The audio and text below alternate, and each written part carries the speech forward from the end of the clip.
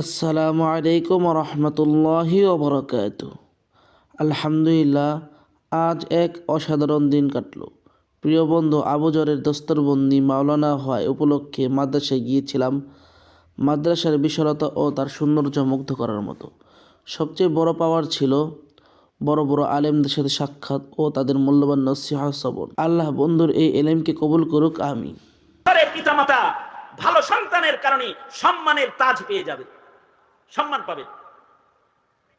ভালো সন্তানের কারণে দুনিয়াতে পিতামাতা দুনিয়ায় ইজ্জত পায়, খেদমত পায়, ইজ্জত পায়, খেদমতও পায়, ইজ্জত পায়। ইজ্জত পায় মানে মানুষ বলে, আহারে আল্লাহ তাকে দুনিয়াতে ভাঙ্গা করে রাখছে, কিন্তু তার ঘরে আল্লাহ সন্তান দিছে দুইটা সোনার টুকরা। এটি জোরে কথা কয় না, এগুলো মাথা নিচের দিকে দিয়ে চলাফেরা করে, এগুলো নামাজ পড়ে, এগুলো ইবাদত গুজার, এগুলো ভালো সন্তান। তা এই সন্তান পিতা মাতার দুনিয়াতে সম্মানের কারণ হয়। আর যদি দুনিয়াতে কেউ আসাদ নূরের বাপ হয়, তসলিমা নাসরিনের বাপ মা হয়, তখন এই সন্তানগুলা পিতা মাতার জীবনে সারা জিন্দেগি গালি খাওয়ার উপযুক্ত। এই সন্তানের বাবা মা হওয়ার কারণেই তাদের নসিবে গালি জুটা যায়, লানত জুটা যায়, তিরস্কার জুটা যায়। সন্তান দেখতে সুন্দর হওয়া জরুরি না।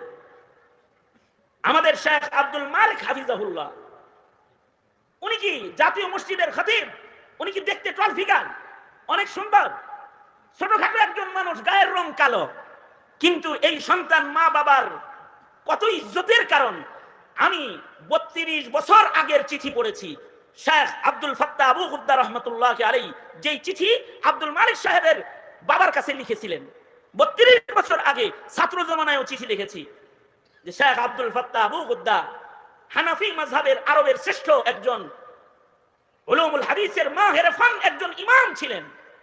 উনি চিঠি লিখেছেন শেখ আব্দুল মালিক হাফিজাহুল্লাহর বাবার কাছে যে আল্লাহ আপনাকে একটা আব্দুল মালিক দিছে, কিন্তু আমাকে যে আল্লাহ একটা আব্দুল মালিক দিল না, এই আফসোস করছেন। তখন তো উনি এই বাইতুল মুকাররমের খতিব না, তখন এই বাংলাদেশের মানুষ তাকে চিনে না, কিন্তু শেখ আব্দুল ফাত্তাহ আবু গুদ্দা রাহমাতুল্লাহ আলাইহি তাকে চিনে যে এক সময় বাংলাদেশের উলুমুল হাদিস ও উলুমুল ফিকহের সরদারি লয়ে বাংলার জমিন হাঁকায়া যাবে, এটা আগেই দেখেছে।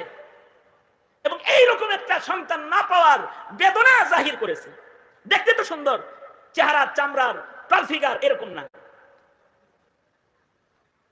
আবার 5 আগস্টের পরে দেখেছি সন্তানের কারণে কারোর মাথায় কেউ পেশাব করেছে। বঙ্গবন্ধুর মূর্তির উপরে বাচ্চাদেরকে চেন খুইলা আমি পেশাব করতে দেখেছি।